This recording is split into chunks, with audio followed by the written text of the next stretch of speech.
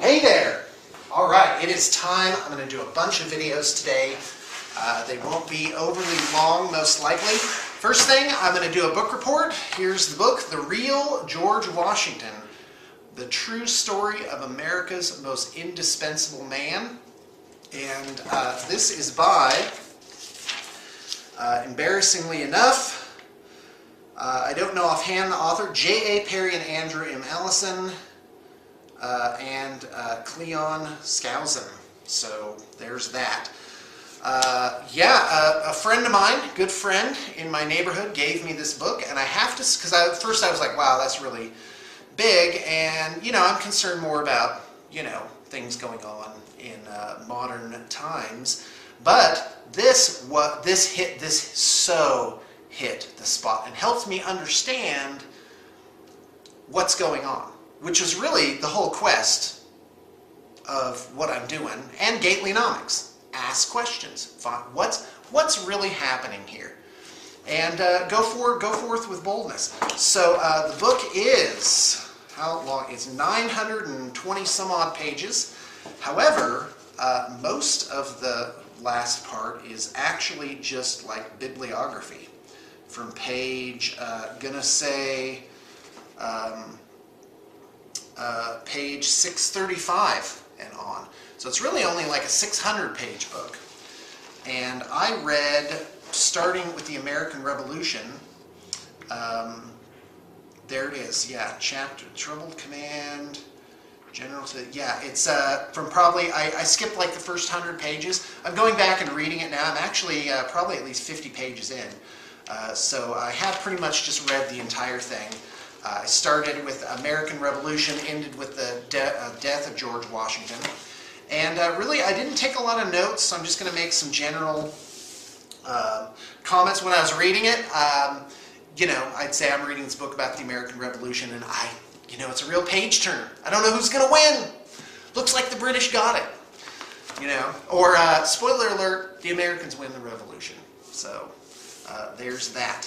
And I have to say this really, really, really hit the spot. First off, I guess just some high points is I noticed that the first census taken in the United States, still when I think they had only the 13 colonies, was just under 4 million. It was like 3.9 million people. And so I was thinking, well, it may have been less during the actual years of the Revolution, but probably not by much. So it was less than 1 in 5,000 people was actually fighting in the Revolutionary War at any given time, typically. And I was like, that is just how it is.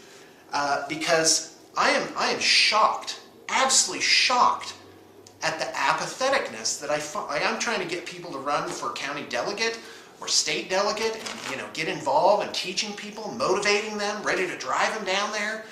And it's just, you just get this resistance. No, they don't want to do it, don't want to be bothered. And I'm just shocked by that. And I'm like, hey, at least local stuff. I mean, you've got cities where I saw a video by Institute of Justice this morning that was, I think it was in San Pablo. Well, and then I went and read an article on it, where 95% of the city was claimed to be under eminent domain. Like basically the city council had just, said, well, we're going to do whatever we want with this city. And granted, that's probably a simplification, and I don't know all the details, but eminent domain is huge. That's the state coming in and saying, well, we have a more important use, so we're going to do this. And apparently, in some neighborhoods, what they do is they start using eminent domain on all the buildings, and they condemn them. So if they can condemn some, then what happens is the property values go down, because they go in, the city boards up all the windows, lets the weeds grow over everything, lets it become dilapidated, and then when the property value goes down on the people that are still holding out, they go in and say, well, we're going to buy your property for that new lowered amount. And I'm just like, that's the name of the game. Get the stuff. What it's always been about. And you have to be involved.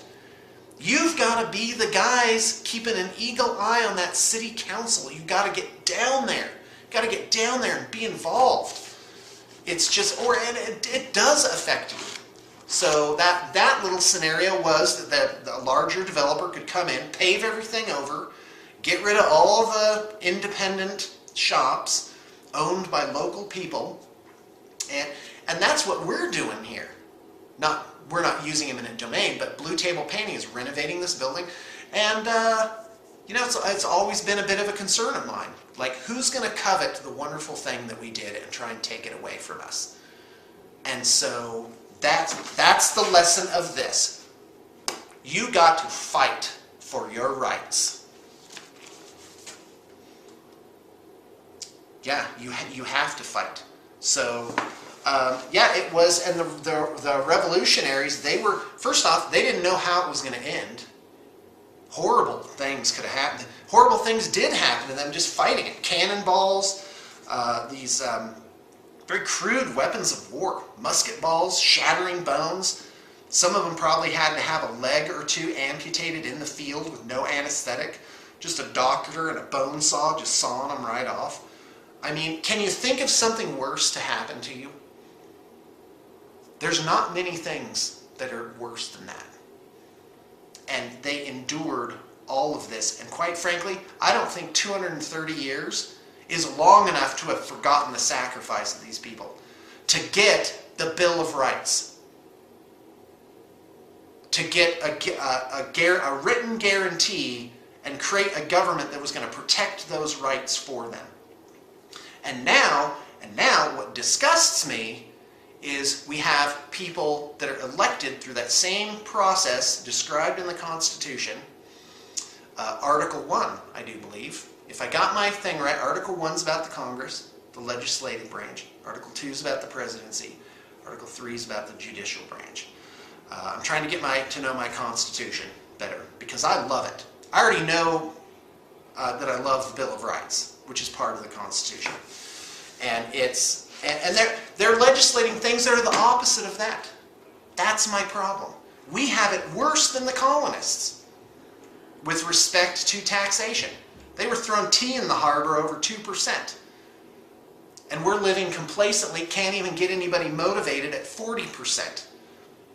That's one estimate. It's at least 20 is the total taxation. So, which is another interesting quantification, which is under slavery, a fifth of the population was slaves, i.e. a fifth of the population had 100% of their life taken away. But now we have 100% of the population with a fifth of their life taken away. Right? So we're a nation of partially indentured servants, basically. And so anyway, so that was one impression, was that there were so few people really involved, and they didn't have a lot of support. I mean, they didn't even have shoes, a lot of them. There's one thing where it's like some people, their clothes actually wore off of them. They just fell apart in tatters just from being worn out. And some soldiers were actually fighting in blankets. Like they had a blanket wrapped around them and they were like, running through the forest with their gun. And I'm just like, these guys are amazing. And George Washington spent a good part of the war just retreating. Just trying to stay alive. Just trying to just keep it in the game until, something broke, or he'd get more people, or get better supplies. And he's writing to the Congress, and Congress is like, nah. And they're not helping him, they're not supporting him. I mean, it was the most amazing thing I just have ever read. It just helped me understand how it works, because this is not done yet. There's another, we're lucky, because look at me now, if our generation in the United States does not fight politically through a lawful and legal process, our possibly children, probably grandchildren, definitely great-grandchildren, they will be fighting for it in blood and torture and mutilation. That is the price of liberty. There is a cost to it. There's a cost to gain it, which is terrible, terribly high. And then there's a cost to maintain it. And that's being involved, And that's showing up. And it's a pain. But believe me, it's a lot less of a pain than once it's been taken away from you to fight to get that back again. And that is what I fear. The advocates of globalization or strong central government, they're already making their preparations. They're laying the groundwork to fight against people who speak out. Almost every week there's some wretched, stupid, anti-constitutional legislation rolling out of Washington. It's more than the mind can bear. I can't even believe it. It makes me want to cry.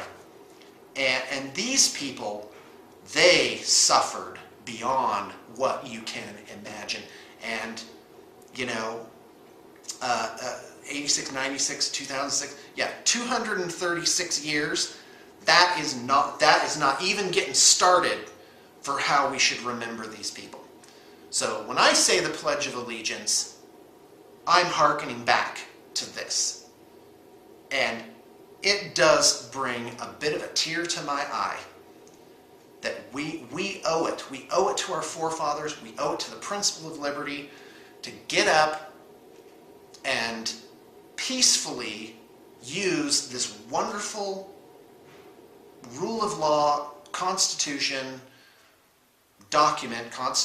document to defend those liberties.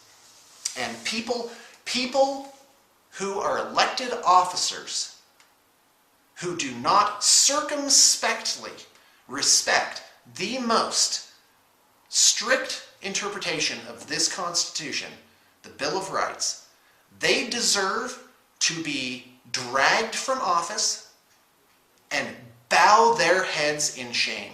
And the only way that happens is with a vigilant, involved electorate. And I've already seen it once. I've seen a senator stumble off the stage thinking, what happened? He thought he had it in the bag. Well, guess what? You didn't. And now there's a constitutionalist who's not afraid to go 93-7 on the losing side in the Senate just to stand up to this horribleness.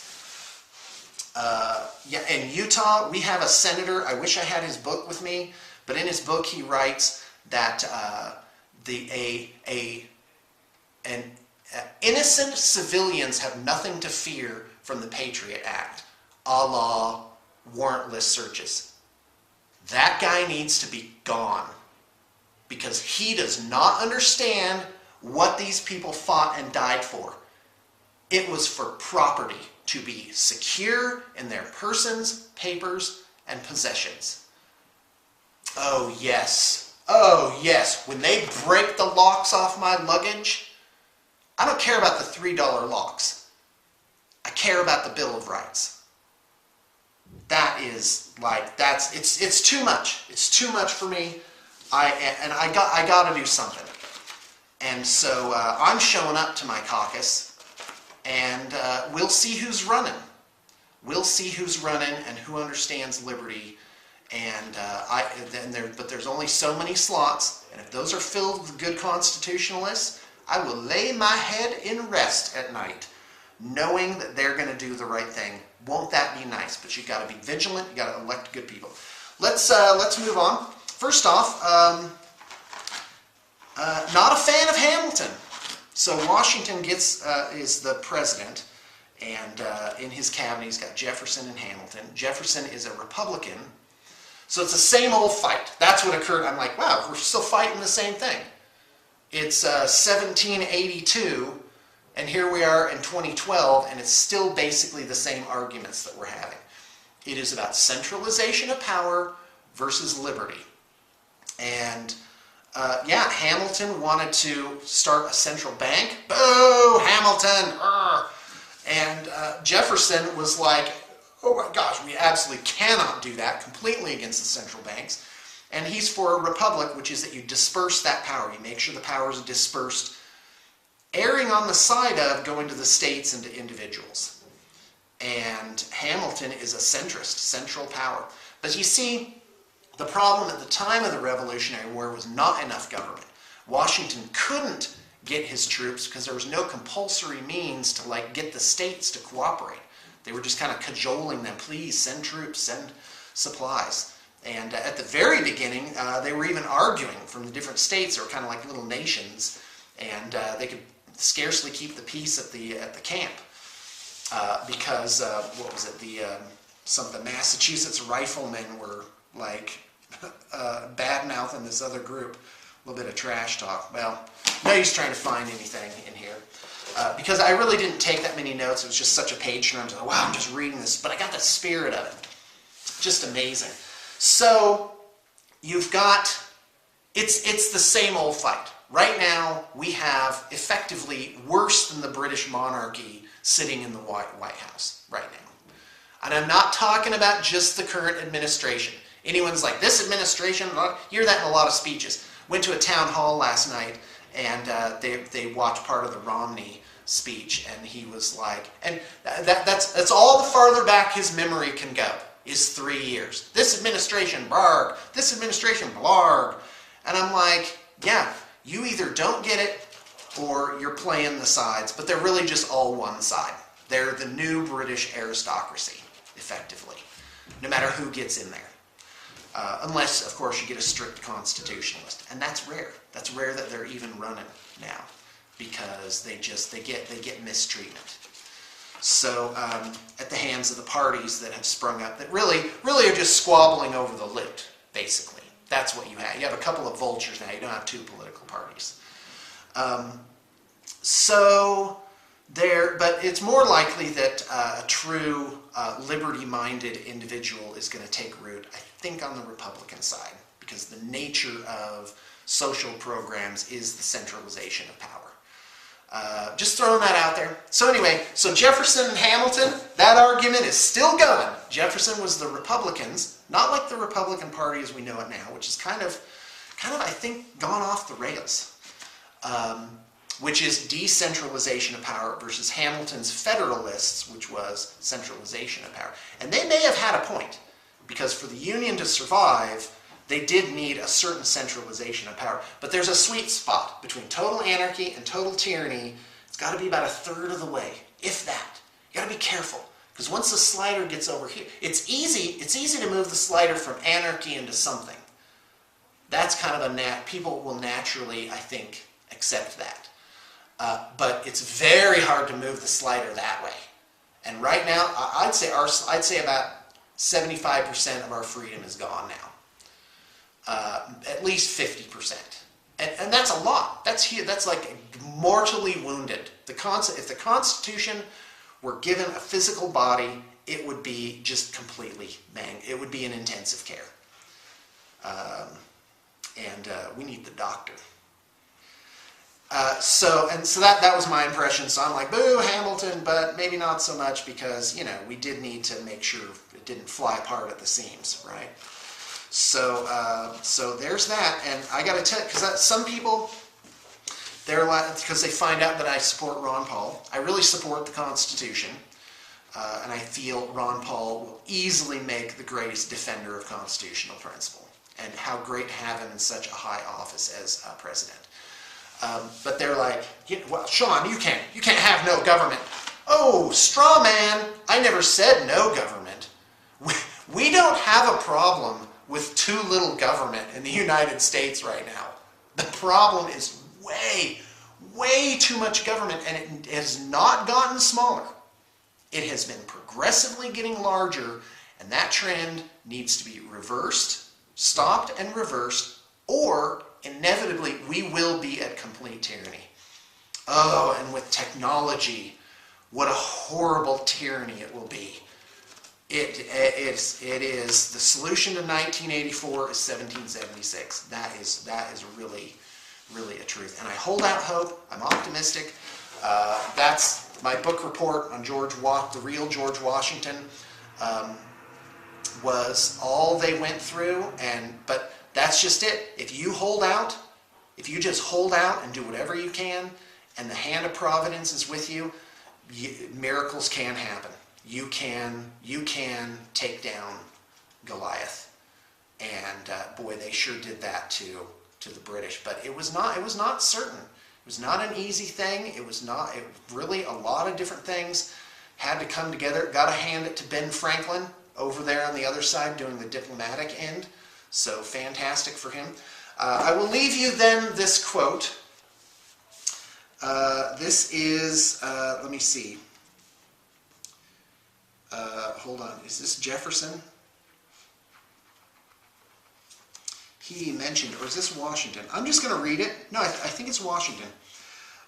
Toward the preservation of your government and the permanency of your present happy state, it is requisite not only that you steadily discountenance irregular oppositions to its acknowledged authority, that's rebellion, that's a little bit of anarchy there, but you must also resist with care the spirit of innovation upon its principles, however specious the pretext. One method of assault may be to effect in the forms of the Constitution alterations which will impair the energy of the system.